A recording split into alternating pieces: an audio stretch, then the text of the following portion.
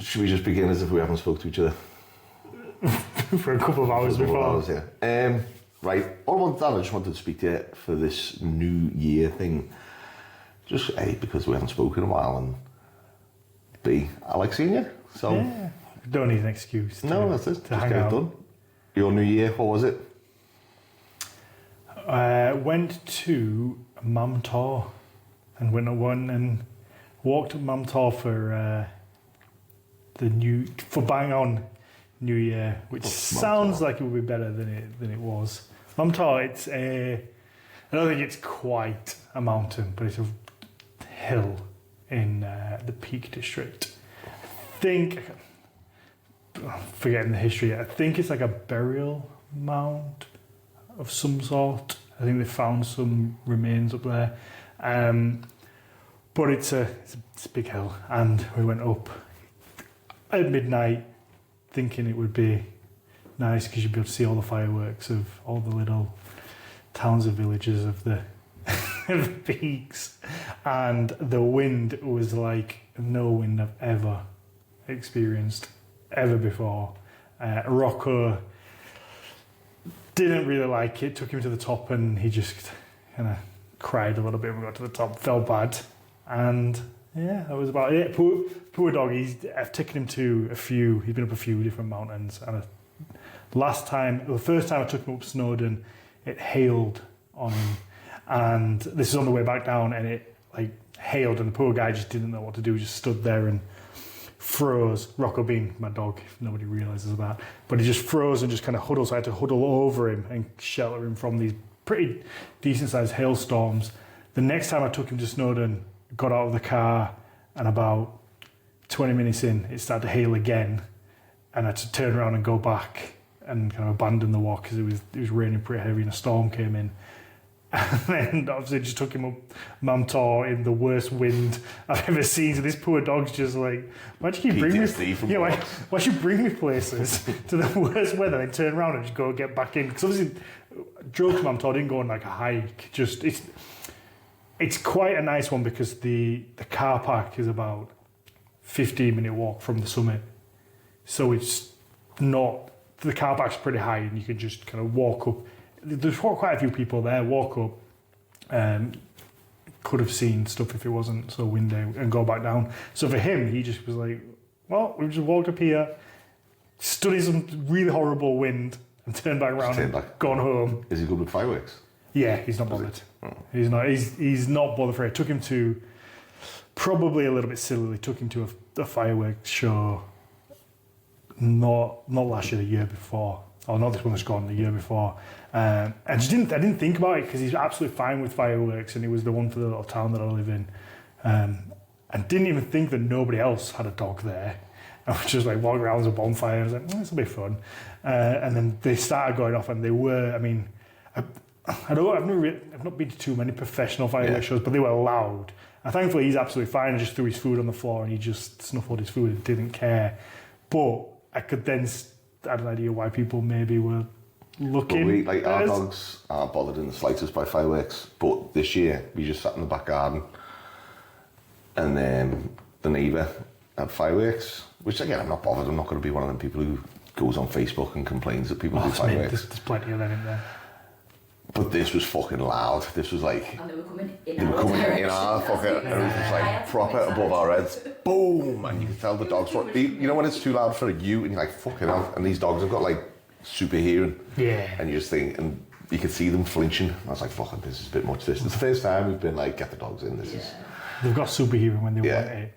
Well, yeah. It's guaranteed when you want them, they don't. It's like, what? They can't hear anything. That was just like... First time I've seen them a bit scatty with fireworks, and I thought, fucking hell, this is bad. Thankfully, I mean, I'd like to say Rocco's a gun dog. He does have gun dog lineage. Yeah, but some of them, like, I know people with gun dogs, and they're the biggest fan. He's going with loud noises. It doesn't make sense. Yeah, his gun dog lineage has never worked. Yeah. Somebody tried to, so he was 3 times abandoned when I got him. And the middle person tried to make him into a gun dog because he's got all his kennel club, and he just couldn't do it. They kennelled him and he just cried. And I think that's where a lot of his probably attachment issues come from. Yeah. But he's just not bothered. Nothing phases him when it comes to like bangs or changes. You can just do anything to him. He's like As long as you don't leave him alone. Well, that's it. As long as you leave him alone. But other than that, he's just like a living teddy bear. You can just kind of pick him up and pull him about. He'd be great around like kids or anything because he's just a friendly little guy. Attention. Yeah. You can do whatever he wants as long as he's getting attention. I honestly think you could beat the shit out of him and he'd be happy that he's getting attention. I wouldn't. I'm just saying, is that like, as long as I'm getting some kind of attention, this is great. They're sweet though, aren't they? Yeah. What, did you have any New Year resolutions? New Year, new me? Anything to sort out? Anything to think I've got to get this done? Not specifically. Just, I think, eat a bit better. Just getting into a better routine of... When it gets, you know, it's like when life gets busier, one of the first things that can disappear is diet, because it's easier just to order a takeaway, or, you know, when you're back late, just eat, you know, not the best food. I just said to myself, I need to sort my sleep out, which we spoke about before, but that's an ongoing battle. Yeah. I need to just kind of find a way to switch my head off before I go to bed. Arc Raiders, isn't it? And going on YouTube and just watching countless angry white men rant about stuff, isn't it? Yeah. So I can't watch Band of Brothers before we go to bed. No. Because that's me not sleeping. We watched it on I mean, Christmas Day, wasn't it? We started it. And we watched it consecutively, each episode's like a few day after day, and then we're like, I can't do this. This is too fucking heavy. Sad, it's like, it is, it's just you go to bed like, any like sex drive you've got is gone. Yeah. So you're just like, I can't do this. Can't fucking. So now we just try and watch something a bit more upbeat, but Band of Brothers is just too heavy to watch before you go to bed. So yeah, I'm going to start reading. I'll try that book. Yeah. Like I say, I read more books last year because I have this horrible mindset, or had a horrible mindset. Like, if I'm going to read a book, well, I might as well read something that's non-fiction and I'm going to learn something. And I feel this idea that everything I do has to be in some way learning or bettering yourself. Yeah. So I was like listening to a load of like self-help books or positivity, all these different, and they're great. I mean, a lot of them pick from like the same studies, and you end up kind of re-listening to the same thing over and over. But they just don't hold your attention that well, and you get a little bit bored and put you off. And so I was like, oh, well, fiction is just a waste of time. I might as well watch a TV show. I might as well listen to a podcast that I might learn something from. But I read, I think it was like 45 books last year, which is more books than I've read in my entire life prior. And I'd learned so much from just fiction books that I didn't expect to, which is like something for me, like little silly facts. So like the Terminator line of the Earth is one that just sticks into my mind.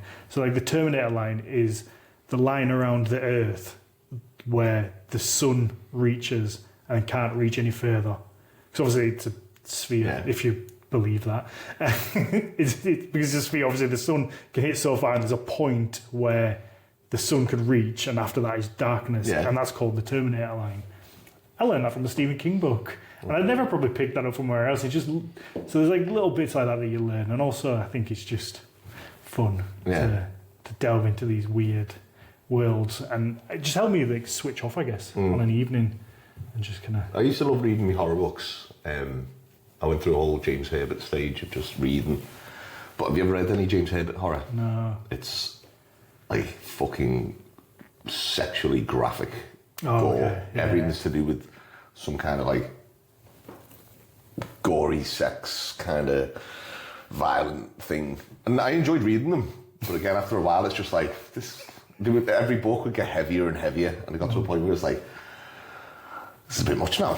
Yeah. To the point in horrors. Yeah. Yeah, R.L. Stein's. Goosebumps. I do love horror though. Yeah. Like I love horror films. I think we both share that. We like love horror movies. I'm not too bothered by like supernatural horror. More, I like gore. I don't know where that comes from because I hate.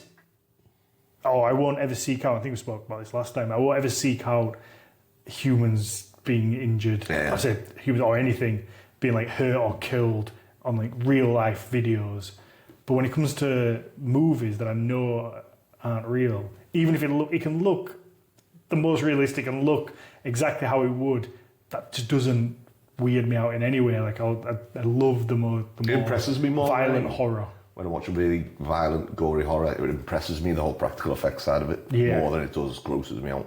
I just think, wow, how did they do that? Like the guy, what's the guy who was in Dawn of the Dead? And he was, he's one of the, is it Sloveni?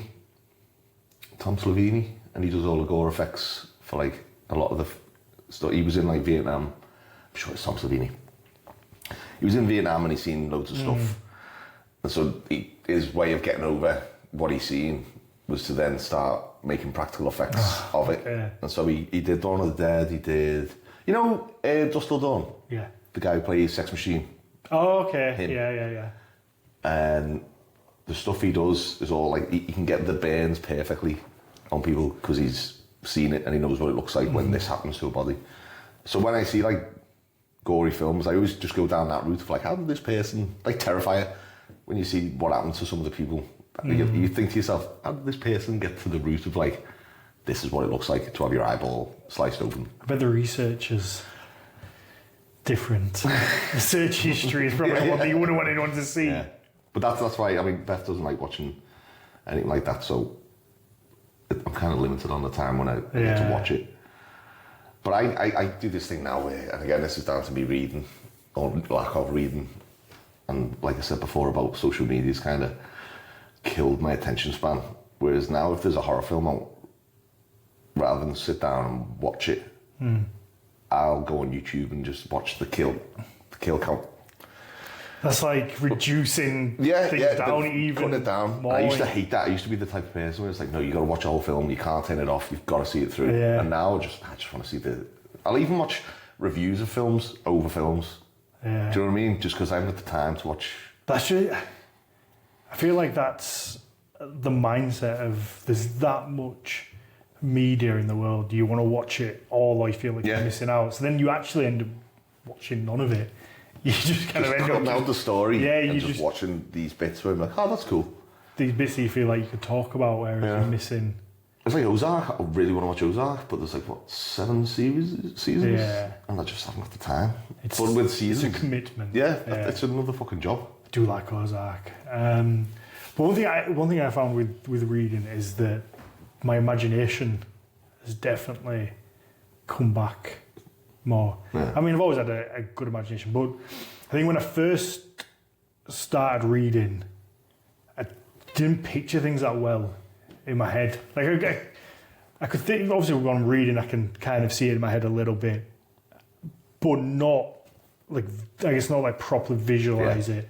And that's one thing I feel has definitely improved, probably because it's been exercised, that I can now like visualize things much easier and kind of imagine the scenarios of what's happening, which is, I guess it's just things, if you're not using it, you just stop. Yeah. And it kind of atrophies, I guess.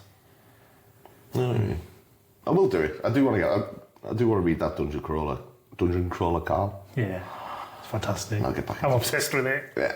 I see every story, like every time your story pops up, it's something Dungeon Crawler Carl. Yeah, it's really just grasps me of something that I love. I just, like I said, I'll do that, and like you said before about reading books, and you find yourself nodding off, and that's what I want. I want to find something that'll just put me to sleep rather than. Yeah. Well, let's see. Obviously, I guess a good book probably will keep you up. Yeah. Too, but it helps just relax without the distractions.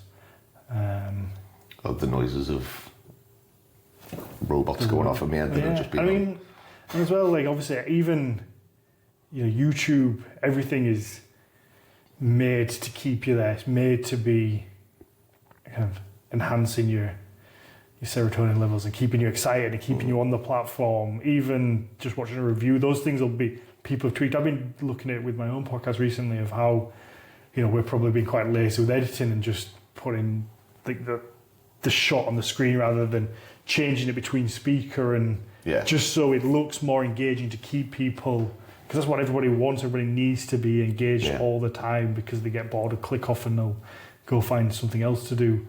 And it's all made to do that. So I guess even if you're just watching something on YouTube, it's still designed to keep your attention. Whereas Do you edit it like that, or? So I have someone that edits it, but it actually just probably more simple to put it into that kind of 3-screen template portrait. But I think it's quite old-fashioned. But again, that's something that I'm so busy doing everything else, doing the business. I just do the podcast as a side thing, something I really enjoy doing. But it's just what I do on a Sunday, and I fit it into my life. But then I'm running the business, doing the mead, and just everything. As long as it's working, even if it's not working optimally, just kind of have to leave it alone, and then it'll get my attention, and I'll be like, "Fucking hell, why are we doing this way? Yeah. This looks like it was made 20 years ago. We need to just chop and change it." And then I'll put all my attention to that for a week, and then something else will take me. And it's not a good way to do it. It's not. That's probably something that with this New Year's thing I should probably try and change. I've just been more focused with stuff, or accept help and get people to. Yeah, that's a hard one. But that's the worrying thing. It's worrying of paying people. Like I'd love to just have people do these other areas, but then you've got to find a wage, which is worrying. But in turn, it should pay for itself. But what if it doesn't? And then I've got to pay for someone. Trusting someone. Yeah. And to do the job that you've got such a kind of high. What's the word I'm looking for? Standard. A high standard. And then to trust someone to put that same standard into something that is your fucking baby. And it's the love and care, isn't it? Because I put so much effort into. We did the 300th episode of the podcast, so it's like that's a lot of time to commit. And I don't know, I feel it's probably a horrible trait or feeling to have that. Like, well, I could probably just do all these things better myself, which not true. Absolutely, like. There's people that could edit it so much better than me, that know what they're doing, or there's people that could do certain areas of the business much better than me. But that probably quite toxic part of me is like, I'll just do it myself because it's easier if I just do it than try and explain to someone else to do it. Even though in the long run, that person would then learn and actually be able to focus on it rather than juggling everything like I tried to do. That's just small business, I guess. Like you'll know it with through the gym and everything else. I don't know. I'd love to get someone in to do something in the gym, but again, it's just wages, find the money and time, and the gym doesn't make that much money as it is. It's just well, that's it. It just sustains itself. So, well, that's it. I feel like I get into that position where things just sustain, and then I'll with the meat, I'll push into another avenue, thinking, well, this is gonna make this will make money. Because always. That was probably, again, maybe another little New Year's resolution that I didn't know I had without saying out loud, that I think for the longest time with Horns of Odin, I just tried to push and grow as big as I could, as fast as possible, doing as many different products, doing pottery and dog and cat, pet collars and selling different meads and clothing and all these different things, and it's just so hard to keep on top of it all, rather than and just spending out, always buying new stuff in and trying to develop stuff, rather than just keeping a core group of things and slowly doing it, which is what I'm probably going to do now, is keep it really tight, stay with things like the horns, the axes, that kind of stuff that we do the mead, keep those things, and then just kind of grow out slowly, rather than just push yourself to the limit where you just end up never actually making any money and just feeling like you're paying everyone else out all the time. Yeah, I know what you mean. Should we have some meat? Yeah. Since you've mentioned it about 4 times now. Well, over the businessman. Do you mix it with anything, or do you just have it straight? No, so it's straight. Like I say, I disclaimer, I did bottle it, especially for this, so it is young, so hopefully it tastes quite nice. Do you want a glass? That's because... No, I'll watch your face first. Yes, it is. Well, hopefully it's nice.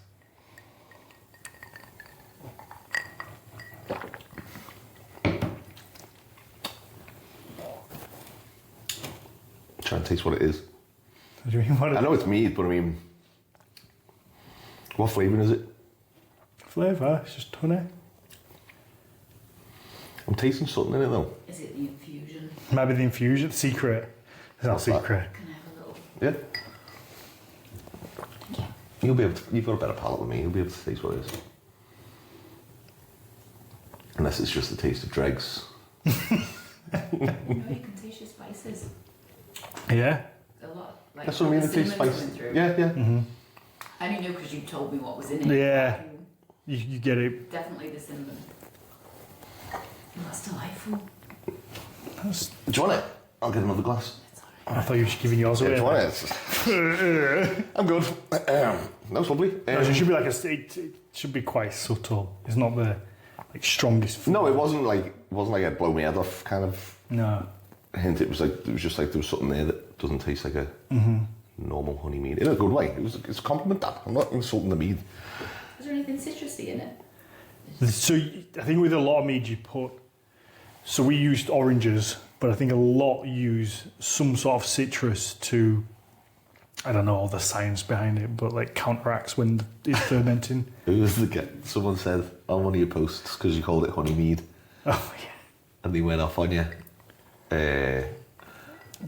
I said how it was like a all meads honey. Yeah, something you like don't have to called call it honey mead. All mead's honey. Yeah. And I'm like, yeah, but it's just. But for- not everybody knows that. That's, yeah. that's part It of just it. made me laugh. I was like, fucking, we spoke about it last time. Just dickheads everywhere with something to say. Mm-hmm.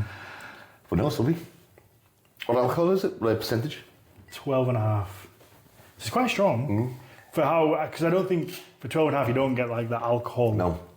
bite Then- to it. It's kind of smooth as it Nice. It's lovely. should be. Buy it now. By now, well, not yet. It's Yeah, the it's last, already out. the last one Wait. sold out, Good. which was good, which was unexpected. So we had about nearly 500 bottles, like 488, I think, just for HMRC when they when the excise. It wasn't 500. But that's again, that's part of it. Like the excise duty that we pay, it costs more in excise than it does for the product that goes in it. So like, we pay more to the government than it costs to actually make the liquid mead that goes inside the bottle, which is wild. Yeah. Ridiculous. But You still shipping abroad or? yeah, so we still ship abroad, but you have to pay your excise as soon as you have like a little area of your workshop that you classed as like I've forgotten the exact term. No, it's gone. But it's like a little area where basically it's duty free, where you don't have to pay it. You can hold it there, but as soon as it like crosses through that door out of like the room, the duty is then due on it, and you have to like let them know and pay however much it is per bottle. So yeah, they're really strict on it. Yeah. But yeah, so we had 480 something bottles, released them in November and sold them, like I said, before the end of the year, which was nice. Yeah. But then it was just terrifying because I'd already had an next batch on the way. But then it's just, again, I have this toxic trait of just putting doubt in yourself that, oh, well, the next one's not going to taste the same. Something's going to go wrong, or people are going to dislike it. I don't know. All these different things come into your mind. It's like, oh, the first one was this great success. We had tons of really good reviews. Everybody liked it. We saw it at shows. People liked it. Not really had a bad comment on it. But then it's just like, but the next one, that's the one that's going to fuck up. That's the one that everyone's going to hate. You can't ever bask in What is that? some, I don't know. Is it like a form of imposter syndrome? Or Yeah, I guess probably. But it's just, I'll just always do it the way the next one I'm like, oh, this is going to be the one that cancels everything. Someone's going to See, that was my kind of like New Year's resolution thing, is like sort my sleep out and also stop doing that. Just try and believe in myself a bit more and big myself up a bit and just be like, you know what, we're doing all right. This is fucking good. And like, it's not bad to tell people, like, actually no, we're doing pretty fucking good. This is great. I'm actually happy with what I've done and where I am. Because you just seem like a big-headed twat. Is that the Brittoners? I think so. where we don't want to, you don't ever want to gloat about anything. I think so. It's People the, will I just can't be remember what like, the phrase is, but you can't grow above the what's it status called? quo. It's that sort of right? like you got to cut when something grows higher than the other. Fucking, it's a farming term. I can't remember what it is. But if, like, say a sunflower grows higher than the other, you've got to cut it down. Can't remember the term. It's gone. We're having some kind of Alzheimer's episode here where neither of us can remember. Yeah, I can't remember anything. It must be the It's the media. Yeah. But no, it is. I 100% think it is the Brit, because I've spoke to Americans who are just like, can't understand why you think like that, or it just doesn't seem to be an American thing to think like that. Yeah, I've been Is doing either a Brit thing or a big family thing? I don't know. I've been doing it for 10 years. different episode altogether. Yeah, I've been doing it for 10 years with like Horns of Odin, just every time thinking, well, this is all going to end. This is all going to disappear. We're going to stop making money. You know, you have one bad day where the sales are poor and you're like, oh, that's it, all over. I'm going to have to lay everyone off. And it's just, but it can't be healthy for you to like constantly live in that, you know, that cycle. And I've, you know, people comment to me before, like, why are you so negative? I'm like, I don't mean to be. It's just, I'm just like Beaten down. Yeah, I'm just worrying. All it's like, I think unless you put yourself in that position and you've like run your own thing, people don't always understand like just that it is all encompassing. It's non-stop, 24/7. Before you go to sleep, especially if it's something that's struggling or you don't feel like it's doing its potential or it's not kind of where you want it to be, you'll be thinking about it. As soon as you go to sleep, you can't sleep because it's reeling through your mind. As soon as you wake up, you're thinking about it. And all the bits in between, you're doing everything you can to try and figure it out. So it's difficult to just switch off from it and be kind of positive. And then when you put all that time in and maybe turned it around, you remember those times of worrying about it 24/7. So therefore you worry about not wanting to go back to the time of worrying. And it's just kind of... Yeah, it like you said, it affects every bit of your life, even where it's nothing to do with it. It'll ruin that bit because some thought will have popped into your head about the business. Or somebody will call... The universe has a shit habit, doesn't it, of whenever you're going to do something nice with like the family or you're just about to walk into a play or go see a movie, someone will ring you or send you a text, or you'll see a comment on like Instagram of someone saying something really shitty about a product or something, and you're like, well, fuck me, that's, You know what we're gonna that's talk about, ruined yeah. my day now. You know what we're going to talk about? Did we not talk about that before? I don't know, did we? I don't think we did. mentioned this last time. We didn't, did we? The King of the Swing comment ago. Did we talk about it? Oh, I thought you were going to say about the Tolkien Trail and the... Oh, no, I was going to talk about the woman who kicked off. About it. No, I did see that. I don't think we did speak about it though. She kicked off, but that was like, I hadn't been out with my mates in ages. I hadn't seen, she's got her head in hands. I hadn't been out with my mates in ages and seen them, and we planned this just to meet up. I think it was before Christmas, wasn't it? Last year. And like, you know, when you work, you can't see your mates because you're that busy, you're working. And so we planned this Christmas night out, and it was literally as I was going to meet them, I got the message that I'd announced King of the Swing, and this woman kicked off that it's not very all-inclusive because King insinuates it's men only. And it was like, just that little thing. Yeah. And I was replying with all sorts, and I had to delete it, and then luckily Beth took over and handled it more diplomatic. Because I was just like... Yeah, sometimes you need that though. Well, somebody to just kind of go... Like, take this, because I've had a few drinks, I'm out with my mates, and I'm going to end up getting angry here. I was already angry, but all my mates were like, what's up with you, Lloyd? What's up with you? And I was like, nothing, don't worry, nothing. And I'd be on my phone, I'd be looking at it. I've done that so many times though. But like, and one of my mates was like, what are you worried about? I was like, you don't understand, this is my business, this is a big event I've got planned. It's like, it's one person doing a stupid comment, what are you... But in my head I was like, you don't get it. Yeah. This is the biggest thing in my fucking life at the moment. I might just fucking pack the whole job in. And it was nothing, it was just a stupid comment. I think it's also a sign of how invested you are in something and how much you care about something. Yeah. Yeah. You know, how much you think about it is a direct reflection of that, isn't it? And that was particularly insulting for us because we very, very purposefully designed the competition to make it as equal a playing field as possible so that women could enter and compete alongside men without having to have any divisions or, you know, anybody feeling that they we're just there to make up numbers or whatever. We very, very carefully thought about that. And there was no asking questions or anything. It was just the decision was made based on the fact we'd called it King of the Swing, which we'd only done because it sounds cool and it rhymes. Yeah, That's literally it. Isn't that too? So it doesn't matter. And then we went, So you call it Monarch of the Swings. Like, and that doesn't rhyme.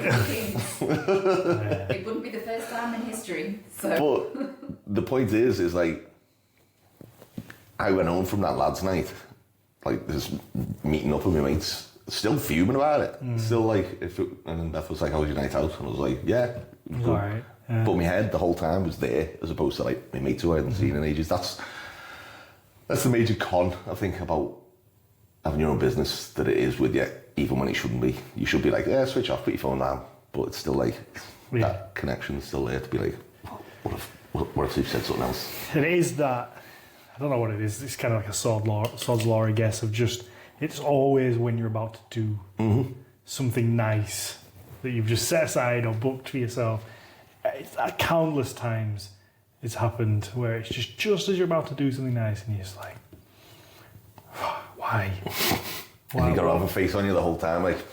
Yeah, like, and you know you're thinking about it, and then but then it comes into your life because maybe you're out with your partner or whatever, and you're off or you're quiet. So then it starts. Yeah. So then it creates arguments, and then it becomes bigger than just the business. It becomes you falling out. Yeah, with you've took it home. family members, and it's just like, geez. But I think that's also people don't realise online, do they? They think if you grow a little bit of a following, then you must have some like big company, and it's just faceless and no one cares. And like actually, no, people do care a lot. Yeah. And it's like the Bill Burr quote where he goes, "Who in my life that I love am I going to take this out on?" And that's pretty much what it is. Whenever something happens, it's like, who am I going to take this out on that doesn't deserve it? I think people just being online as well. They just don't realise that they'll just say things and they don't actually think that it might upset or bother someone. We have this system that we use that collates all the messages that come into one place, so we can like easily reply to people, and it's a great little thing, but it's got this quirk to it that people don't realise, that Neve, the girl that works in the office, discovered, that she can see, and this probably goes out to a lot of people that don't realise that this is actually a thing, which I didn't know was even technology that existed. So she can see what people are typing before they press send. So in like their reply box, it'll come up with what they're typing. This is on. So if they're sending a message through our like live chat system through the website. Yeah. So obviously you'll be able to type information and hit send. So she didn't know that it was even a thing until like she was sat there replying to someone, and then she could see the text coming in as they were replying, and then obviously they can delete bits and edit it, and then they can hit send. And I don't know if it's maybe a way so they can preemptively start working on it before you hit send. But she has one who was like, she replied to someone and sorted it out, but whatever, they weren't happy with the situation, and then they like wrote out, "Fuck you, you bitch," and then deleted it, and then put, "Have a nice day, thank you." And she's like, obviously she sees that, and so she like, then takes that like personally. But obviously like, the person's just getting, some frustration out. But that's one that I didn't realise that like you can see, or in some cases you can see that kind of that text that people are writing. Can you imagine if WhatsApp was like that? Oh my god, yeah.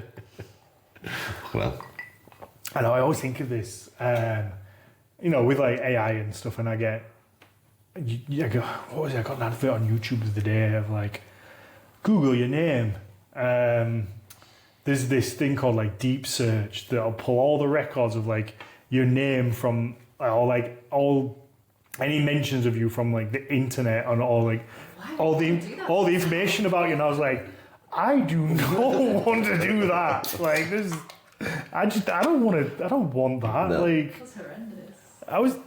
I had the internet. The internet was new when I was like 16-year-old. You don't want to see some of the stuff. Well, I've seen someone say about this the other day, about thank God it wasn't there, and I was like, oh my God, if like the amount of parties and fancy dresses I went to, and like you just think to yourself, thank fuck that like technology wasn't what it was then, what it is now, because I think bloody not be able to ever get a job again. Well, that's it. But you do stupid things when you're a kid, and that's the whole crux of technology today, with kids doing stupid things, and it's just like, can they? Like, it literally ruins their lives. There's a lot of kids in schools that I've worked with where just really stupid, normal kid stuff's happened, but obviously there's been a picture or a video, and you can move to another school, but you can guarantee that picture or video has already made it to that school before you have, and it's heartbreaking for them. But it's like the early days of like MSN, like chat rooms, webcams. Like, I'm 100% sure that when I was like a young adult of like legal age, I probably must have sent nudes to a middle-aged man somewhere in the middle of America, thinking that I was talking to like somebody my own age. But like, 'cause especially when I was, you're a little bit older than me, but I guess the internet was really just coming about with like MSN and stuff when I was in those like horny teen age years of where... I can safely say I've never sent a dick pic over MSN or AOL. Oh, well, I can't say that. But like in those early years, I was like probably getting trapped by all the weird with men. the fucking cheap grainy webcams. Yeah, probably. Well, this dick doesn't look good in full resolution. Never mind that grainy stuff. Well, it's got to use it to your advantage. Get all the lighting. It's got a ring light now. Really? Yeah. But obviously that's like very early, and I guess even if any of that ever came out, you'd never be able to actually see. Like, if you looked at a picture from like the early 2000s now, you'd be like, what the fuck is this? You can never use that against anyone. Tiny thumbnail. Yeah, exactly. But also, so I made stupid mistakes then, I guess, because I didn't really probably understand the internet properly. I don't, like you said, I'm older than you by like 5 years. Yeah. So I remember when it first came out, where you could go on chat rooms and stuff, and AOL Messenger and everything. But I still can't think of a situation where a dick pic over Messenger would happen. Am I being naive on this one? Are you? I never really used the messenger. I had friends, left the house. Oh. Sorry, that. Yeah, I used to love MSN. Yeah, but I just can't. So, like with the old webcams. I mean, I can't remember that well. I'm just trying to get it in my head. It's not like where like you've got your phone and like you get a decent angle or whatever. This is like mounted on top of your monitor. Yeah. So you just have to. Is that right? Maybe. I don't remember. I'm just trying to get it in my head. That's if you were lucky enough to have your own computer or laptop and you didn't have to use the family. Yeah, in the living room. Yeah. Falling over your pants. But the point was, sorry, no, people do make silly mistakes, but especially like the early days of the internet, I had no idea what the internet was going to become. But then kids today, like, it really sticks around and kind of doesn't. It follows you and follows you and follows you. But the kids don't even have to make the mistakes now because people will just do AI versions of them. Well, yeah, that's like, the other thing. Have they disabled Grok now? Or took it What's down? That? Grok was the Elon Musk, the X AI. I don't know. So you've got like ChatGPT, you've got Gemini, Grok. Gemini is like Google. And then you've got Grok, which was the Elon Musk one. But they released it without any barriers or filters on it, so you could make it do. That was the one where you could take a picture of someone and be like, make them naked or whatever. Right, okay. People were doing that, kids were doing it at school, taking pictures of people, and then. So I think those people, and then people were doing it to make all sorts of stuff because they'd just do whatever you told it to. And then I think they made it pay to use. But then I think they even took that down because it was just people were doing it. Wild. But if you give people that fucking power, they're going to fucking do it. Yeah. But I don't know, that's why it's fucking scary to give to kids because, like, why would you give. We're not even like just adults. Yeah. Like, not everybody is a trusted No. adult, and they'll use it to blackmail or get themselves out of a sticky situation they've put themselves in. And we're in this weird time, aren't we, where like everything's true and nothing's true all at the same time. Like I scroll through and I'll look at posts that friends send into group chats, and I'm like, I think that's AI. I don't know. And so I'll just doubt everything's real. And it's kind of sad that that's where we're at. You don't know what's real anymore. What was that big festival called? It's a big, massive fucking dance festival. Tomorrowland. And there was a fire at it. Did you see that? No. So there was a fire at Tomorrowland, and the fucking smoke's billowing, and I think the fireworks had set off early, and it was some huge fucking mushroom cloud-looking explosion coming off it. And one of my mates was going to Tomorrowland, so someone put it in the chat like, "Oh, going there now," but it was like that's AI. That's not real. Yeah. And then it took ages to try and find out that it was real, but it's just like everything now is like if it seems too audacious or whatever the word is, then it's not real. But then the other way around it is like if it seems too plain and normal, then it's not real. Yeah. And just everything now, I'm just like, that's not real. And it gives people an automatic out to everything. Even the worst people. I say like Prince Andrew with that picture with the girl she was like 17. He could have quite easily have turned around. Certainly, like today, I mean, like it's AI. And how are you going to say any different? Like, obviously, that was taken at a time like pre-AI. But like, what you mean. Like if that was to happen now, you could just easily be like, "What's AI? I didn't make that." And all you have to do is seed that sort of doubt, and there's going to be a group of people who then are going to attach themselves to that, and other people are going to fight over it, and you just have to create enough doubt for it to disappear. And like one of the biggest bugbears I have at the minute is just like rage bait articles that have no bearing on the truth, or stuff that's just made just to piss people off, to make you comment, or when people post things that have like on purpose got an error in it. Yeah, I hate that. Just to make you comment, like they'll have like a number. I saw one the other day. There was like 6 houses with numbered 1 from 6, but they missed out 3 and they had 5 twice. And they do it on purpose, just so people will go, "You've actually put 5 twice," and it's just like. What gets me every fucking time, and again, a lot of my Instagram algorithm, the stuff which is able to show to people, is like films and practical effects kind of thing. But what it does, and it does this to me all the fucking time, is it'll show you a clip from a film with like an action scene or a gore scene or something, and it won't tell you the name of the film. Do you ever see that? Or it'll tell you the wrong name of the film blatantly. Yeah. And it'll have a description of that wrong film. So it just wants people to comment. But even I'm like, that's fucking... So you just want to get in there. That's terrifying. That's Gremlins. That's already...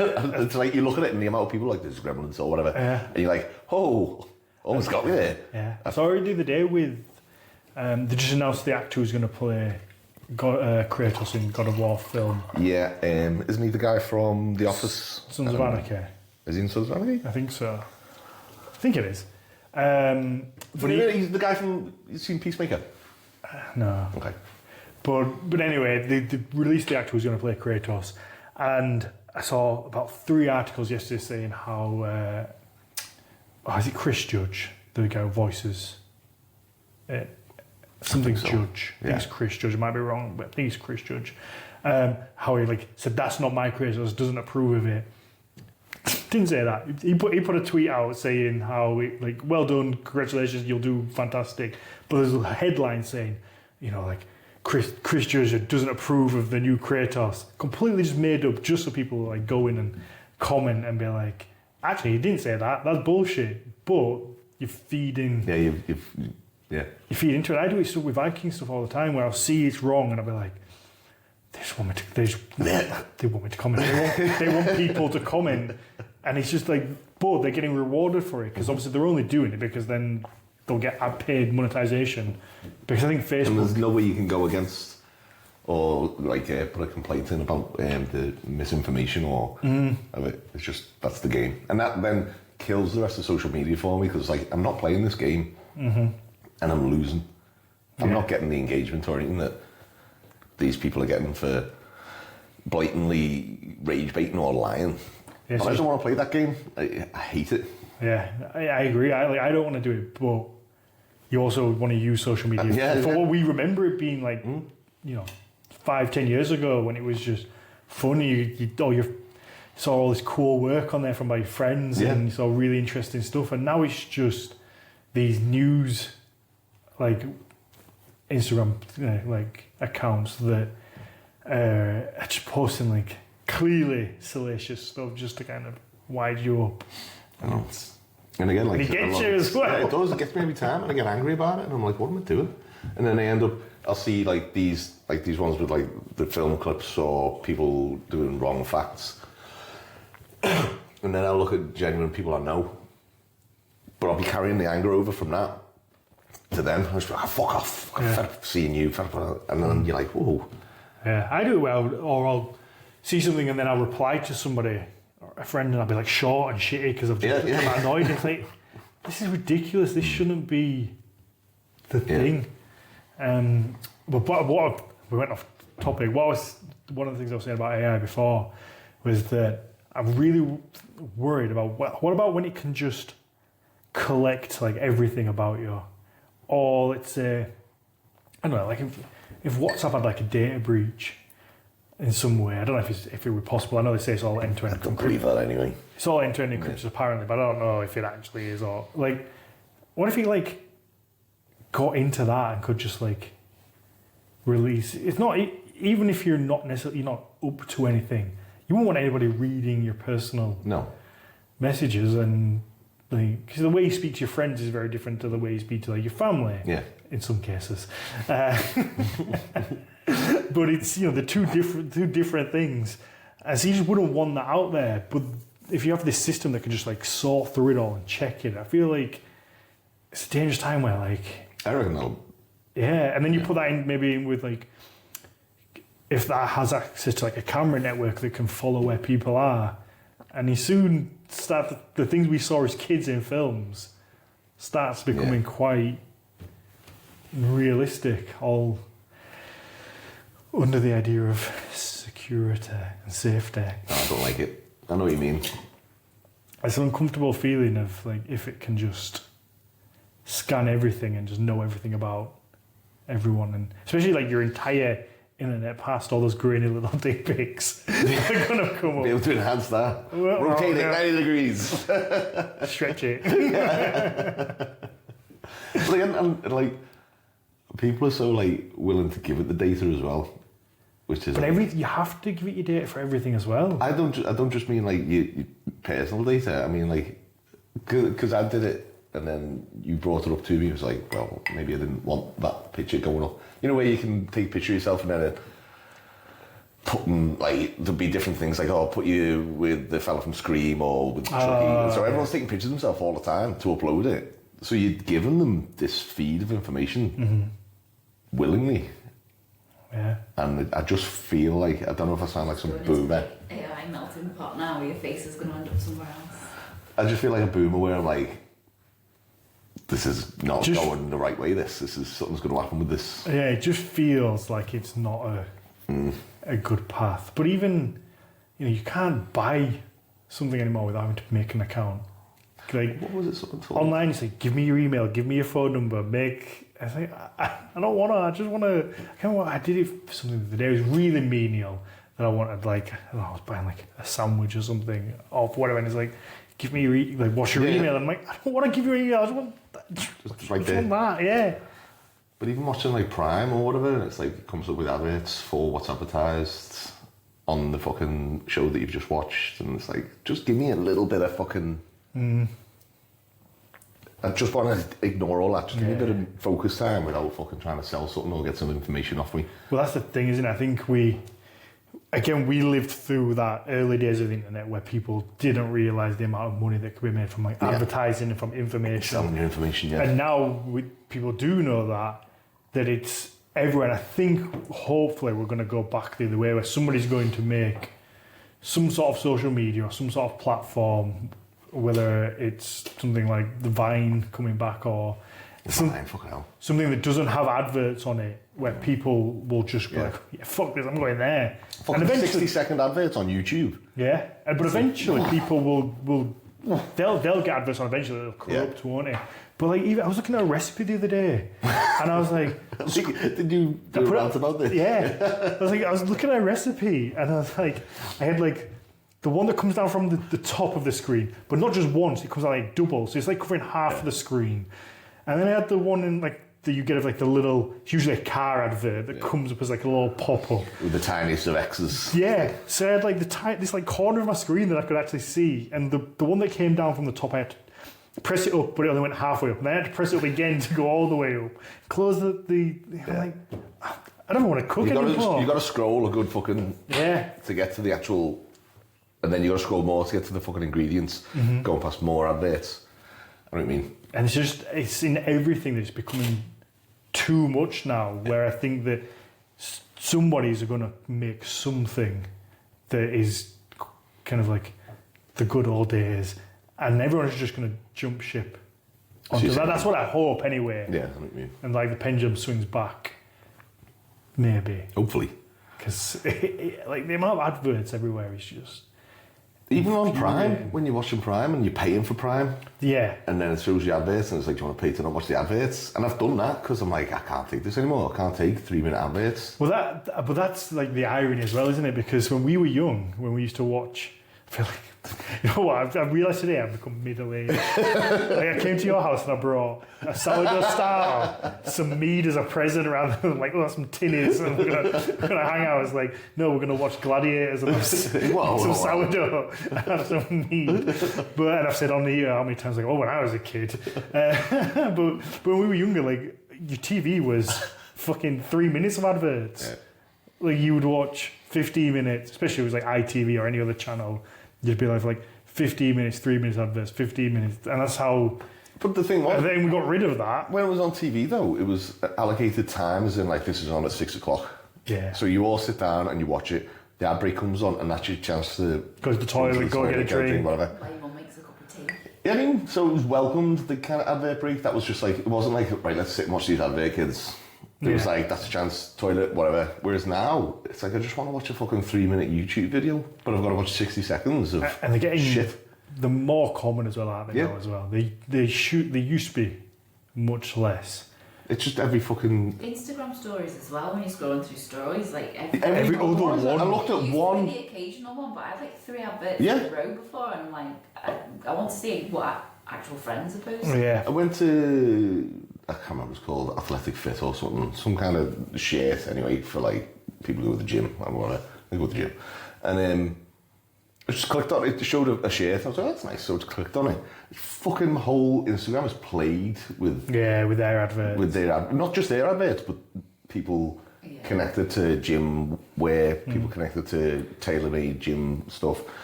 And it is just like one story, advert, one story. That's why it must get to a point, because obviously, I mean, we use Facebook ads because it does.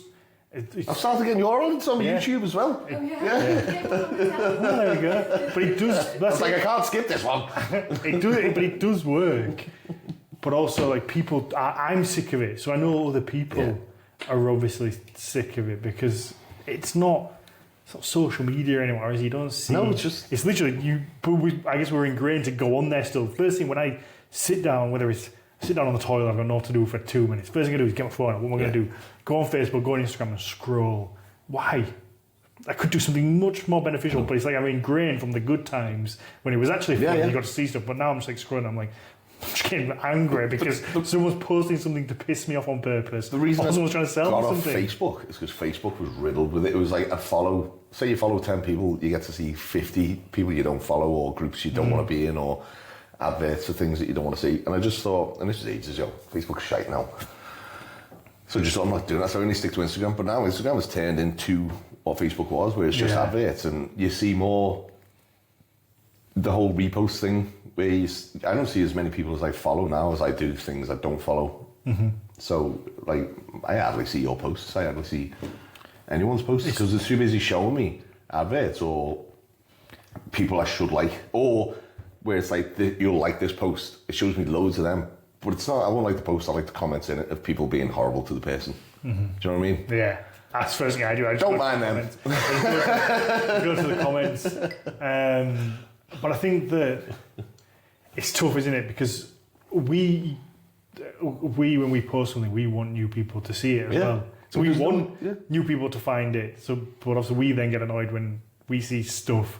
But it's the kind of stuff that they push. That it's the rage-based stuff that gets the interactions. Then because there's not a human doing it, is this? So it's just the algorithm sees interaction, so they push it more. So then you see more of it. I don't know how many times yesterday I saw. Is it Sophie Turner, the girl who's playing Tomb Raider? Is that her name? She played the Sansa Stark. Yeah. Yeah. I don't know how many times yesterday I saw like articles of like just showing her in like the outfit and the comments of people. It's not my Tomb Raider. It's just like, don't say stop.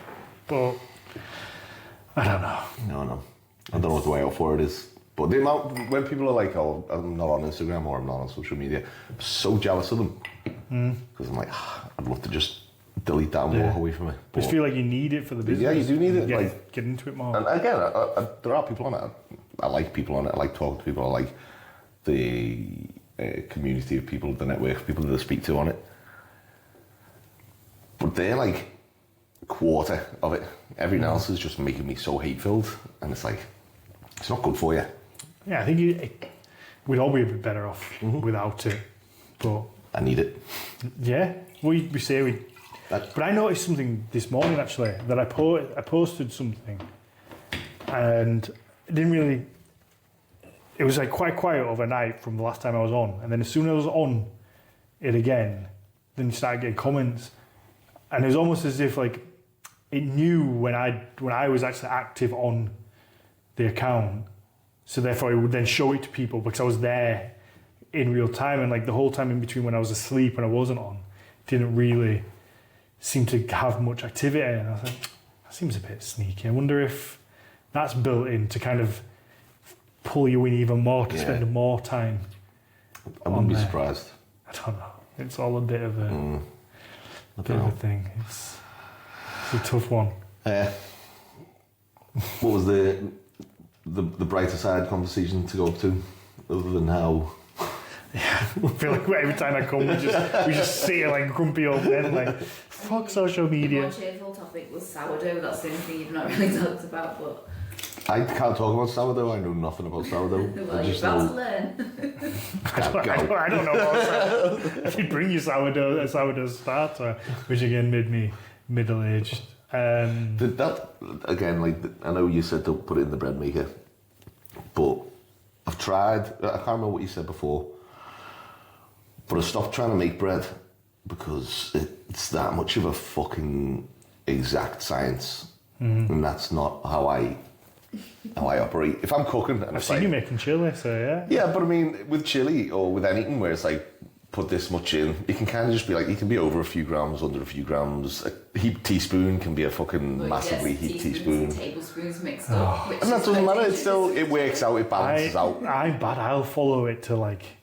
The first time I will, I'll follow it to the T, and then the next time I'll follow it to T-ish. And then eventually, when I've got handle of the recipe, I'm like, that's fine, just put that in. And even like making drinks when you're making a cocktail or whatever, it's like, that's fine, whatever, put that in. Bread, if you're off by the fraction of a fucking gram or something, the amount of times I was just scooping liquid out of my bread maker and just being like, I don't know what happened there. I've never used a bread maker, so I couldn't tell you how it works. You just put all the ingredients into it, and doesn't it just do but everything for you? It's always like, use this much dry, slow activation yeast with this exact specific flour, whereas I'm like... Recipes work though, isn't it? Yeah, but if I'm like, I haven't got dry action yeast, I've got dry yeast, or I've got yeast. Even the slightest change fucks it all up. Yeah. And I'm just too Neanderthal to be like, I look in the cupboard and I'm like, I want to make bread now.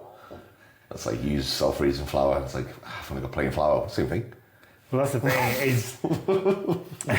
that's one thing I realised. And then I'm scooping fucking, my bin's just full of... Oh, yeah. With the sourdough is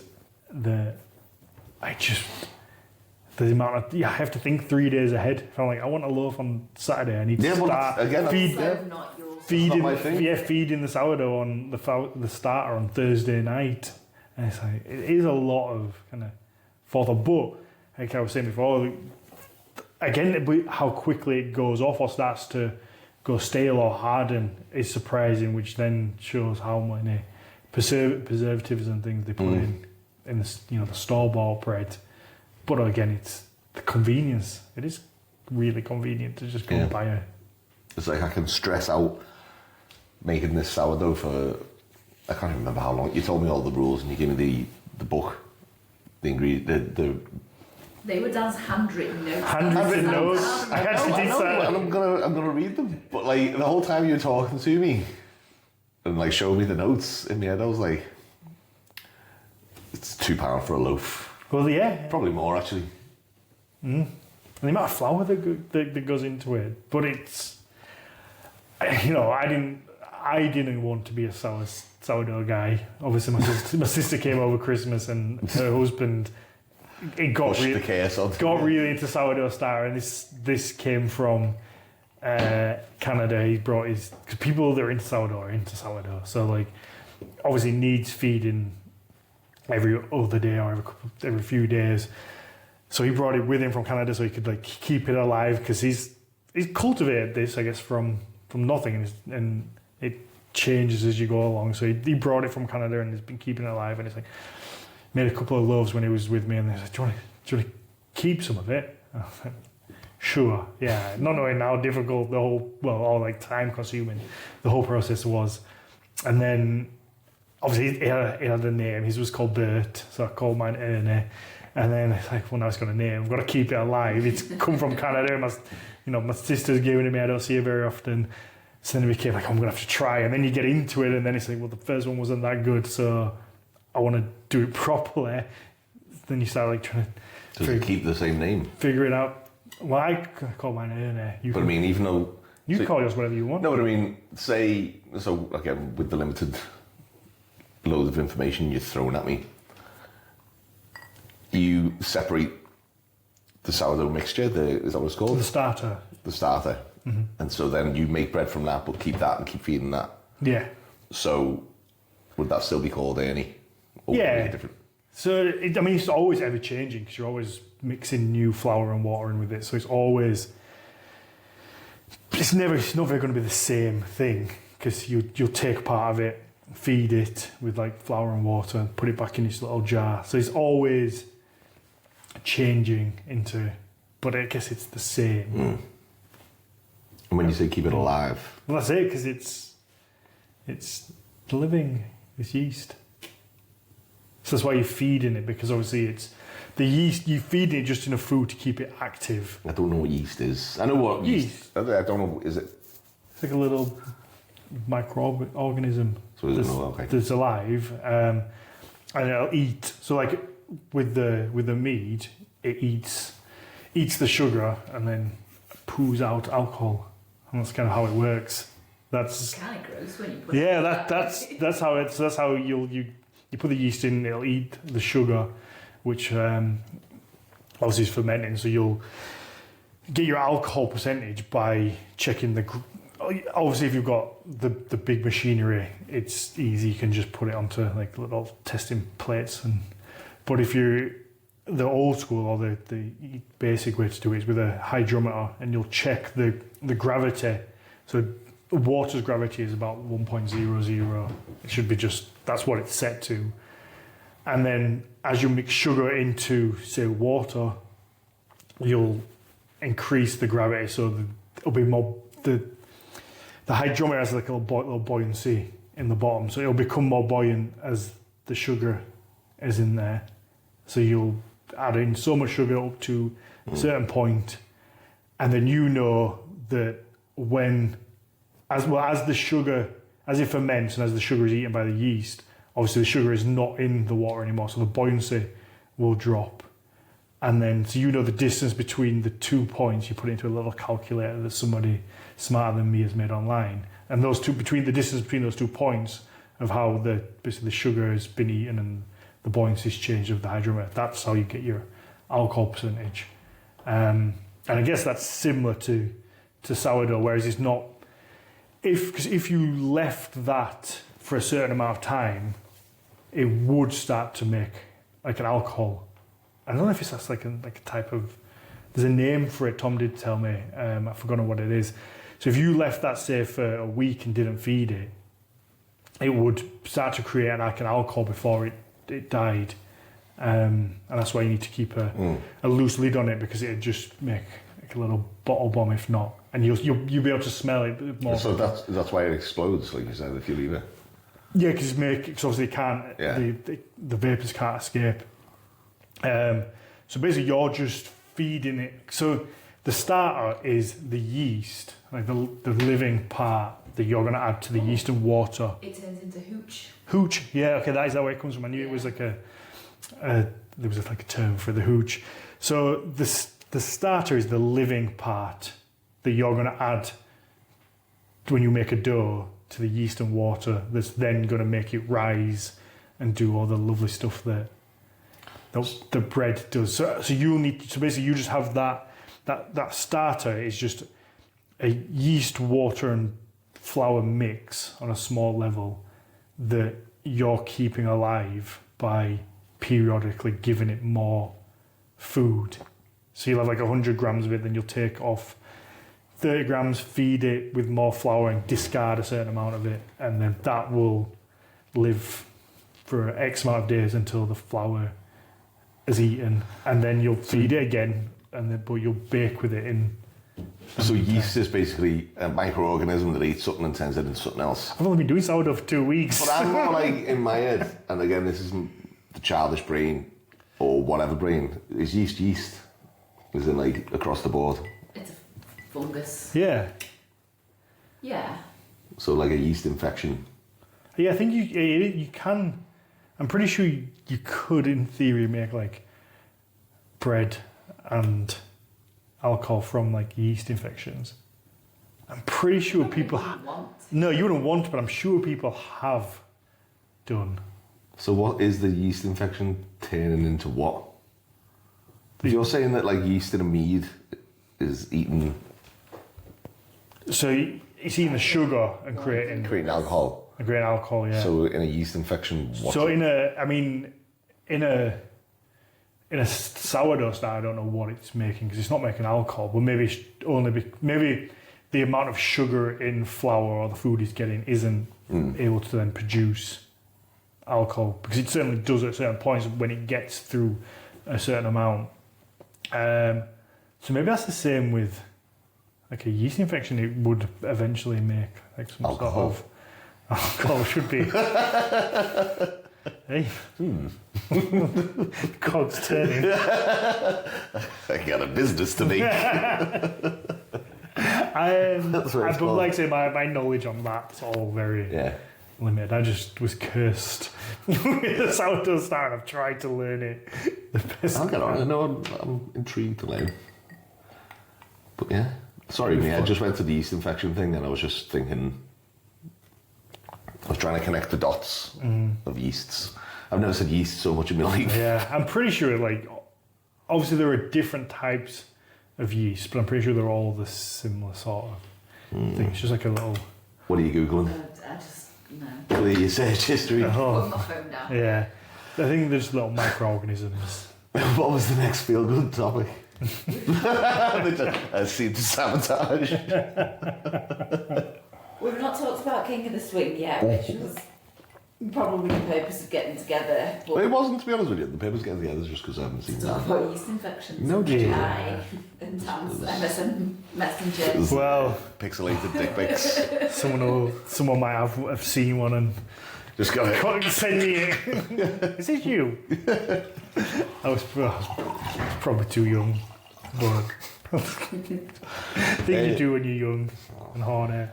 Again, I didn't have a phone till I was like 18, so I think I matured a bit to like, not matured a bit, because that still hasn't happened, but I mean, if I probably had the camera phones before I was 18, I don't know, I don't even know who to send it to. I was too busy playing GoldenEye and fucking watching Buffy. Me little button mushroom to anyone? Oh, Hey, King of the Swing. Bye now. Yeah, I don't know, what was it we were going to speak about with it? Was it just... Obviously, well, hopefully, you're sponsoring it again? yeah, Yeah. of course. You're in now. And yeah, we've got the new artwork for it off Hussein, again, who was your friend. How did you... I can't remember how you introduced me to him. From when I used to Oh, when you used to do the comics. inking. Yeah, that was it. Are you changing any rules for it? Are you... Yeah, we're going to not change rules for it. We're sticking with the same weights because it's still hard to do. Even if you want to stick with the heavier weight throughout, it's hard to do. And It's not a heavy mace competition at the end of it. No. and not to suck my own dick, but no one's beaten my score yet. So until that happens, What do you mean, what's your score? I'm not going to say my score. So the amount of swings I can do in 5 minutes with a 16 kilogram. Oh, okay. No one's beat that in the competition yet. You always benchmarks it, don't you? Yeah. So you can... You've not told anyone that? No, it's written down in the gym. Like, people go to the gym, it's on the wall for everyone writes their own score down. Oh, okay. But it's different in the competition, obviously, because there's bigger rests, smaller rests, and there's a lot more stress and what's the word? Freaking words are going from my head. Adrenaline going through you and the ups and downs of it. Yeah. So I'm not expecting people to beat my fresh score. But until that happens, then there's no reason to up the weights because people get to the later rounds and they're fucked, their hands are ripped. Yeah, to they're doing I'd rather a have lot more of rounds swings. Before I had more weight. Well, there's going to be more people as well. So we want to do, there was 30 last year, it was 20 the first year, 30 last year, and we want 40 this year for the cap, which means we're going to have 4 people swinging. Yeah, At the because same you don't time. want it to be too long of a day, No, I guess. well, that's it. We want to try and you don't want people standing around forever. So we're going to have the same weights, more people swinging, and we also want to reward. I don't want someone coming in and then saying, okay, I can only swing the 5 kilogram, or I can only swing the 7. I'm never going to win this. So why bother? Or... Yeah, so I want new people to come in and be like, well, I can still win this. So we want each weight, the 5, the 7, the 10, the 15. Each category is going to have a winner. There's going to be the overall that's winner. nice way to, The overall winner of the King of the Swing, and then there'll be the category winners of the lightweight, the medium weight. I don't quite know what to call them yet, because I don't want to be like, oh, you won the... You could call them the lightweight. It is objectively a lighter weight. So you could do the kind of boxing MMA kind of rules where it's your lightweight division, but not talking about the athlete, but the weight they use. So you can have winner of the lightweight division, winner of the medium. You could just call it the 5 kilo weight division. Yeah, but just something like that. I just want whoever did the best. So you might be like, okay, I'm not going to win the actual comp, but I'm going to get better than I did and win my category, which is what we want to do. Just reward more people for putting in. It needs to be accessible, doesn't it? I think it would just get ridiculous if we up the weights. That's a different competition altogether with a different purpose. Yeah, this is more like longevity as opposed to just swing as heavy as you can, which is respectful, it's good, but that's not the competition. And it's not the only thing you can do with a steel mace either, so why would we focus just on that? I don't know what you're shouting at me for. You could have some little... I don't know, do you get people who watch, who've just come to maybe support, that maybe want to try it out, or if you could do something on the day where people could have a little taster or a little side quest thing of something. There is that, but people who aren't competing can just I'll have a go at. So it kind of happened accidentally last year, where it's we did the comp the first half, then everyone had a break, and then people were coming onto the green and trying it, weren't they? And there was part of me that was should have stopped this, but it was meant to be athletes only on the green. Yeah. But then it was well, no, they're having fun. No one's getting injured. No one's crowded. When it gets too crowded and people are at it, then put a stop to it. But you need people to I could watch you swinging a 15 or a 10 and be like, yeah, it's good that. But till I actually try it and be like, fucking hell, that was hard. Yeah. The same with Atlas stones. You can see someone picking up a 100 kilogram, 150 kilogram Atlas stone and be like, Yeah, it's 100 kilograms. Until you actually try and fucking pick it up, then you realise, fucking hell, this is hard. Yeah. Like playing golf.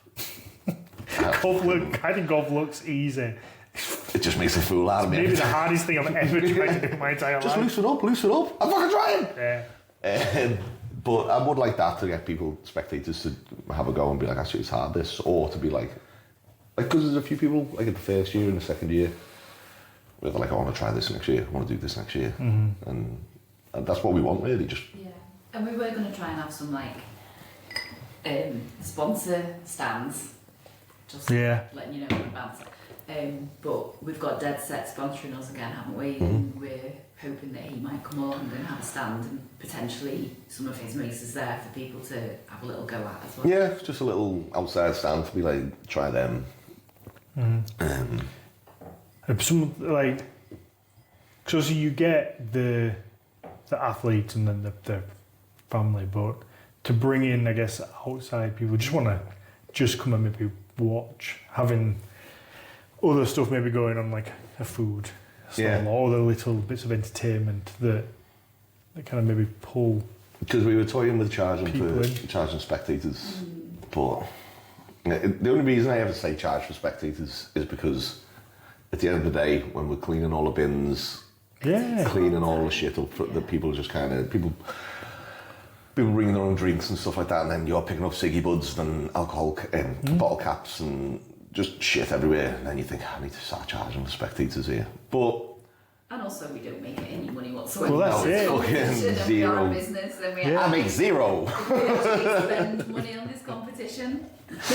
And people say, Lloyd, why'd you do it? I do it because I care. Well, that is zero. Yeah, but that's it, isn't it? Where you're like me, with bad business people. Yeah. You just want to do it because it's fun. Because it's fun. And enjoyable. Everyone enjoys it, yeah. And that's what makes it even worse when you get dickhead messages, and you're like, I'm not at home like Scrooge McDuck because of this competition. The entry fee is going to go up a bit more this year. Not like ridiculous, but it just has to. It has to, because I want to do the category prizes. We want to make sure everyone gets a good athlete bag. It's just a lot of time in our hands that like every year we come away down. Because it's just like, we made zero money there. Everyone had a boss time, and everyone like, but when you've like gave money to such and such to such and such to pay for this to get to that, everyone's going away, these athlete bags are boss. It's like, what was that? And then they go and pay fucking 80 quid for a high rocks competition. Yeah. Where you get fuck all from it, you just get a picture in front of a screen. But even, I guess... It was just like, sorry, I went off on a... No, I guess even but with like jiu-jitsu competitions, you pay, a good amount of money, and you might have one fight. Maybe. To win a £5 plastic medal. To be like, hey. And there might be one person in your category, so you've got to go twice with them.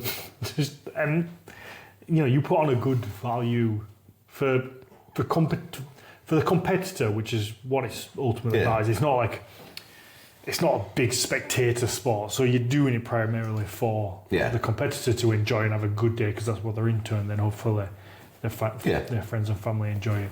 So as long as they're having a good time, which they are getting a full day, that's what I guess is good about it, that even if you go out first, you're still getting a good amount of time before you kind of get kicked out, and it's just you're getting value for your money, but that money has to be brought in other places. Like, I think because you're in quite a good spot because you're isolated, so you could like have like a food stall, but charge to have like either do the food yourself or we had charge to have the food.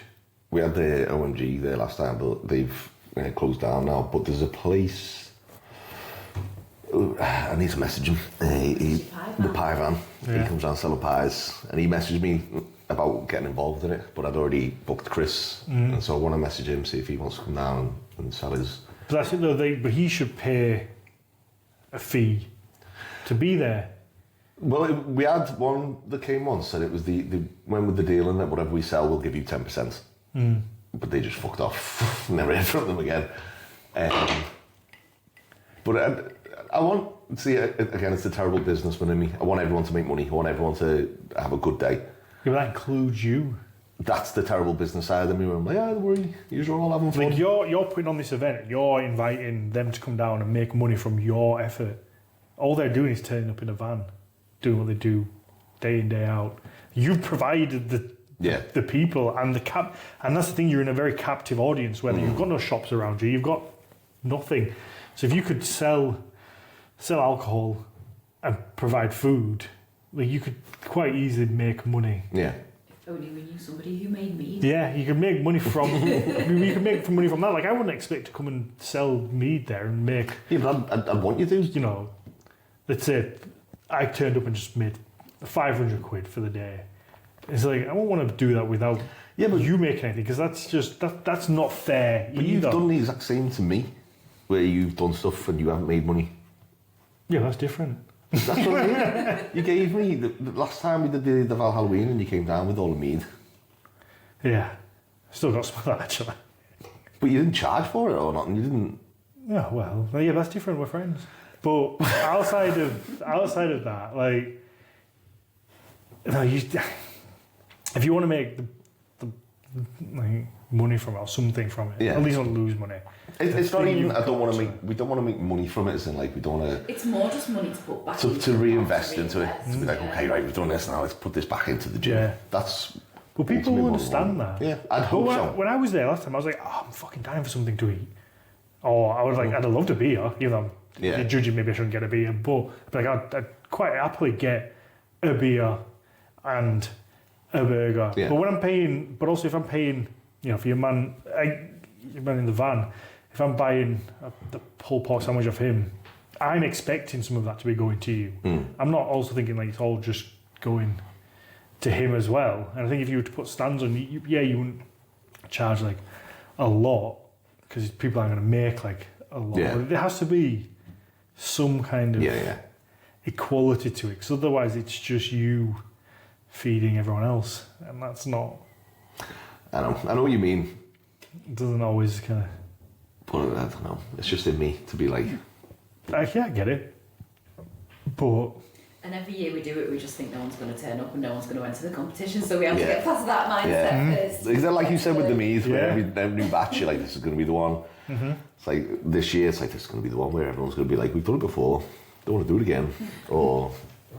But it's why obviously are you it's growing. Extra? Why? And no one's going to do it. Everyone's going to go somewhere else. But I don't know what people pay to enter. So it was £30. And we put it up to £45. But they probably get more than £30 in the merch bags. Yeah. They do.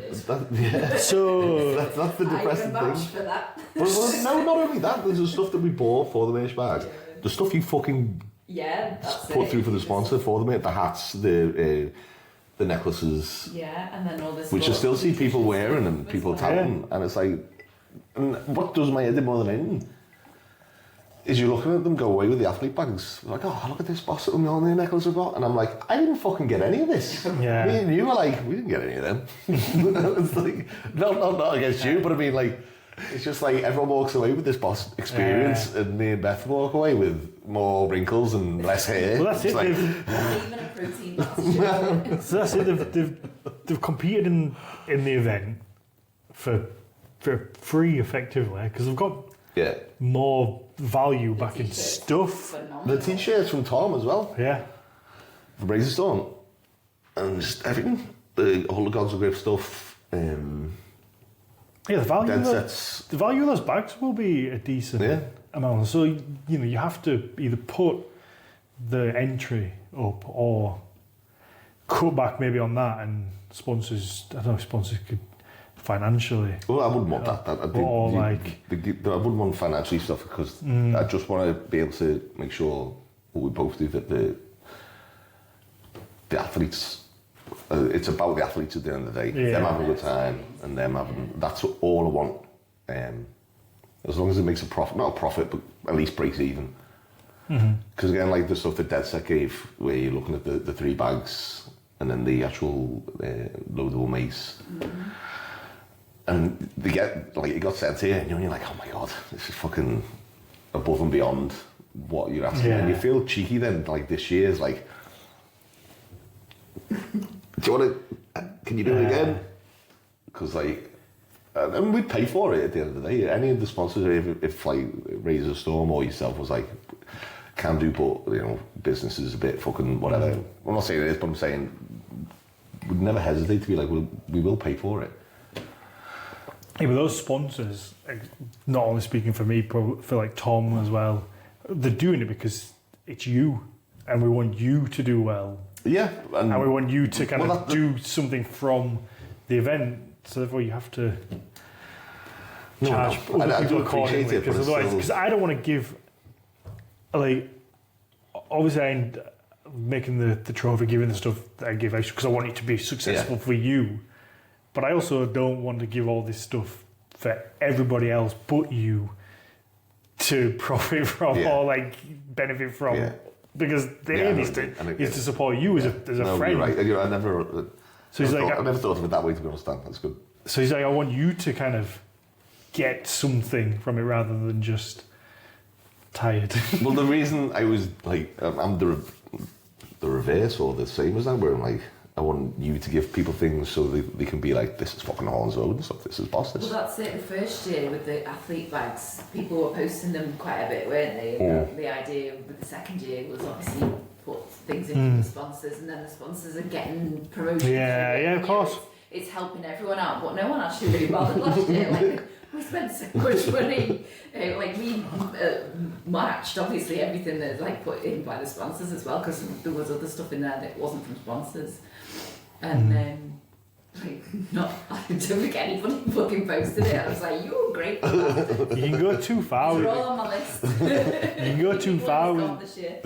You can go too far with it, though, can't you? Of where, again, it's that feeling of not doing enough. Where cause some people, I guess, don't have that mindset. We must just be the same. Some people that just be like, well, you're not getting home, or you get a certificate. Yeah, I'm going to put the bare minimum in, and they're fine with that, and they're probably going to be the people who turn up. I was going to say they're the fucking ones. Yeah, but whereas for us, on the yacht, like I bet even when you made those bags up, you're probably still looking in there like, she was. Is it enough?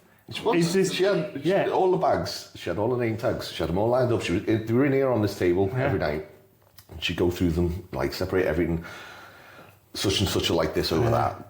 They'll need that one. We'll put this and do this for him. Do this, and like putting into each one kind of thing. And I'd just be watching like, this is just going to be a fucking. You're putting that much thought into this stuff. They're just going to go. And I think everybody was grateful. They were grateful. I know they were. Yeah. So much effort into it. But she does the same way. Like I'll come. Like the next day, I'd come home. Everyone's like, boss, these Lloyd, well done, Lloyd. Great this. But you'll never be. But like I'd come in the next day and there'd be another box of like the hand balm, the honey balm for the hands. Yeah, but that's what I mean. And then she'd be putting them in, and then I'd be like, that's enough, love. Stop spending money on the food bag. That's enough. And then I'd come home the next day. There'd be another bag of like the pots, and she'd be putting them in. But that's it though, because you want it to be. You want people to feel valued and get enough. But and then I just show up with my take all the glory. Absolutely zero thought put into it whatsoever. Hey, hang on. Put a little bit of thought in. But it is good fun. I enjoyed it. I enjoy it. I love it. I think having food and like if you could do like an alcohol stand. Yeah, well that's what I want you for. Yeah. To like, again, I know we're going back and forward on this, but I want you to like benefit from it. And every time we did, I'd like to Viking it up this year. Yeah, that's what I want to do. Viking it yeah. When we did the Val Halloweens and we had the mead stand and everyone was just getting fucking wrecked on mead. Like not. That one looked great though, because you did the Tipsy Gypsy van, yeah. And it was stuff like that was amazing. And it has. You are right. We need to Viking it up a bit. I need to get a throne made. I'll speak to Griff about that. Yeah, something like that. But something like that where people can sit and take pictures. Those photo ops of. I mean, I've got loads of stuff of like shields and bits and pieces that I've saved and got over the years. We've got the Valkyrie wings on with the shutters are always up yeah. the swing, so we need something. But something like that where everyone's going to want to take a picture of. I mean, without Valkyrie wings, how many times have you looked on or seen on girls' profile pictures All the where fucking time. they're I hate stood in front of some fucking neon wings, and I always think to myself like, where the fuck are these wings? Because everybody has a picture in front of these wings, but something like that, or just like those, like even like a throne, something seems a bit gimmicky, and I think that's my problem sometimes is that I do the podcast. I like things to be like not always historically accurate, but like not cliche, but I forget that other people do like that, and it is fun sometimes. It is silly, it's cliche. We used to go down that path a bit more, and then we just kind of like stepped away. I think again because of the gym's been a bit more kind of serious strongman, and we moved away from the axe throwing and all that kind of thing. But I do think there's a little bit of that like original Viking mentality, but the fun side of it. Yeah. Well, I think that's what the ethos is as well for King of the Swing. Everyone's going in there like, you know, with the best warrior game, and they're all like, they're in that mentality. So we want to. I would like to do that, like, you know, put that arena there. Because I loved the Halloweens when everyone was fancy dressed and just like it was like I did a video inside my shed the other day, and I've got the try. It was like a 3-bladed axe, like a throwing axe, and it was in the MMA gym. One of the lads was like, "What was that? What you use that 3-bladed axe for?" And I was like, I used to run axe throwing. I forgot myself, you know. I was like, I used to run like a axe throwing lane business thing. Yeah. It was like, what? I was like, you know, like axe throwing. I used to do that, and that was an axe throwing.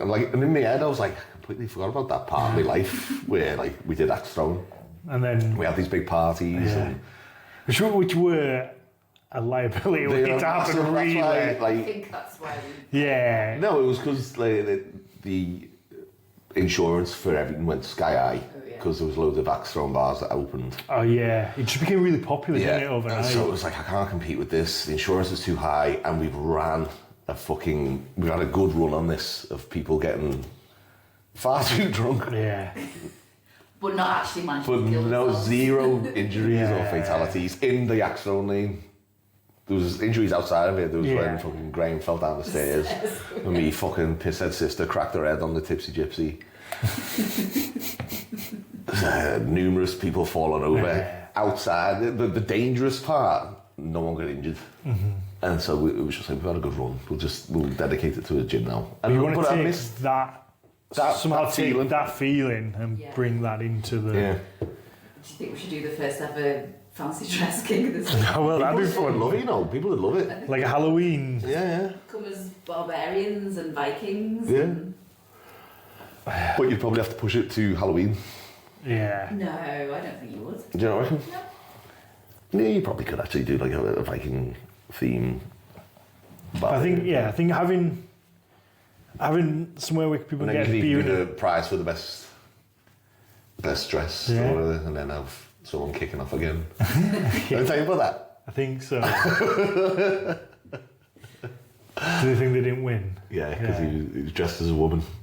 And fucking Dom won it. Dom was dressed as like the he made his own. He's done the Valhalla. No, the Assassin's Creed. Was it the Valhalla one? Or I can't remember.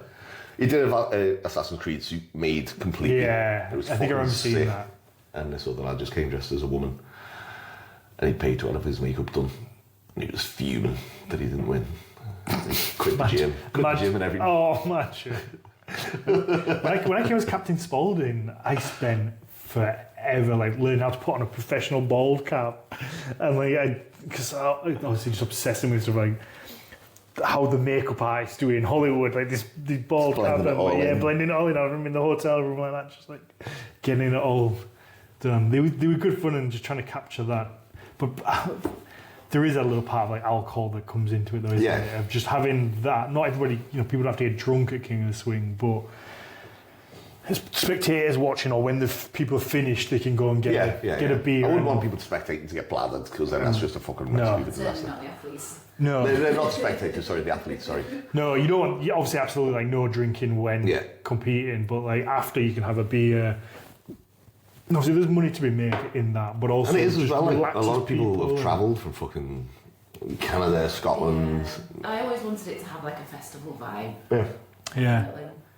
Just have that, because people are there, and I guess they will want refreshments. I know you have like your little refreshment one with like teas and coffees that your lads look after, which is one of my highlights every time I see them. Keep doing that. We're not gonna let us do Yeah, that. but having like some proper food and proper food and drink would get people. Well, they were like, we had that as like a merchandise stand as well, and I think if the like other sponsors had stalls, that would make more sense for us to sell. Because again, like, you know, we could do with selling t-shirts and rash guards and all the things that we have, because that's what keeps the gym going. So it's just having more of a little bit of a marketplace festival vibe, things like that as well.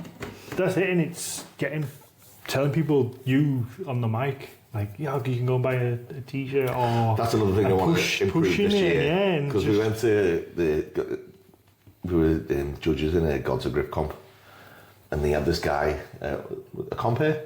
Yeah. They paid him to come in, and he was like, oh, he was proper selling it on the mic. Yeah. And he introduced that, and there's a few things I was watching, and I was like, I'm going to swipe that, because like he called every athlete up before it began, and he'd be like, Beth, Little Miss Jason, and like just bigging everyone, and that's what I thought. That's really good. That to pay attention to each individual athlete, as opposed to just first three up. You've got to be switched on all day as well. Yeah, like that's hard work. But I mean, again, all I'm doing is Lloyd being flamboyant and over the top for a whole day. I don't think that's how much of a stretch. Glenn sent me a fucking link for this fair coat the other day. I was like, see. But I want to do that more. Do more of the microphone and like, because you know it's a bit awkward. Not awkward, but you're just like, okay. Yeah, you're not used to it. Oh. But after watching that fella, I was like, I am gonna fucking hand this up. I'm gonna do the whole hoo, roll the L's and everything. Oh yeah, it's had such good feedback that that it can just keep. Looking forward to it. Keep going and going and going. Are you cool being a judge again? Yeah, of course. I love it. It's good. It's good fun. Excellent. I know, but every time I judge, I was like, I want to have a go. I know I couldn't. I'd do terrible, but I'm always just like, I'd love to have a go. You can compete if you want. No, I don't have time to. It's 45 quid. What, you what? It was 30 last year.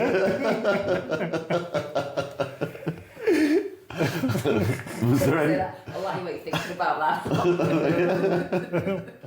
See, I think £30 cheap. When you said £30, it was. I don't know why I went with £30. To be honest with you, it's cheap. Just like yeah. And then it was like I said, the amount of people doing high rocks for like 80 quid. Yeah. And I was like, and then like there's strongman comps as well that are all like 45, 50 quid. Mm-hmm. And it was a classic thing of, like I said, about my New Year's resolution of like start believing yourself and bigging yourself up a bit. Because when you do something new, you're like, oh, no one's going to pay this. Yeah. And now I'm like, no, actually, it's a fucking... You get broken down so much that you're like, oh, God, I don't care anymore. Yeah. I've got to try and make some money from this. Pretty much, yeah. But yeah. Was there anything else? Somebody just wanted to clarify what the date was for King of the Swing. 26th? Yeah, well done. Of July. July. When are you opening up the link for the registration? So Hussein sent me the image with the updated stuff. Gonna send it to your brother to post up on the site. So what are we today? Saturday today? Yes. Maybe by the end of next week? Yeah. Yeah. In time for January payday? Yeah. What date is it today? 17th. 17th. So if I get it... 20th-ish. Yeah. 20th. There you go. Maybe. Ish. Right. This will go after that. It's uploaded. And that was it? Was that the last questions? Yeah. So, brilliant. Right, damn. I'm going to pour myself one more of these and then we're going to watch Gladiators eat chili. Can you just save me a bit because I want some? Oh, yeah, we've nearly drank it all. Poured it all out. Oh, there is actually... Oh, yeah, you have that. Have that. Oh, actually, cheers. Sorry, love. Sorry, I didn't mean to make it. Dan, cheers. Thank you very much, mate. I love you. Thank you. We should do one on horror films. Because we always keep going down the same path. Have you seen Weapons? Yes. But we always go down the path of like ranting about AI and Facebook and business. I know. But I think it would be fun to just talk about like, because we both love horror films and like horror movies. Have you seen Badlands yet? criticisms or love of them. No. Badlands, The the new Predator film. based on. The new Predator film. Oh no, I think because there was one Badlands. There was a game. Was there a game called Borderlands. Borderlands? I heard that was Yeah, no, terrible. let's not watch Let's that. not watch that. I heard that was terrible. It's terrible. Yeah. No, I've not seen Predator Badlands. Can we watch that tonight? Yeah? Have you already seen it? No, not yet. I've been waiting. Oh, there we go. For me, Yeah. maybe. Yeah, we'll watch that after. Perfect. Right. Press stop for us, love.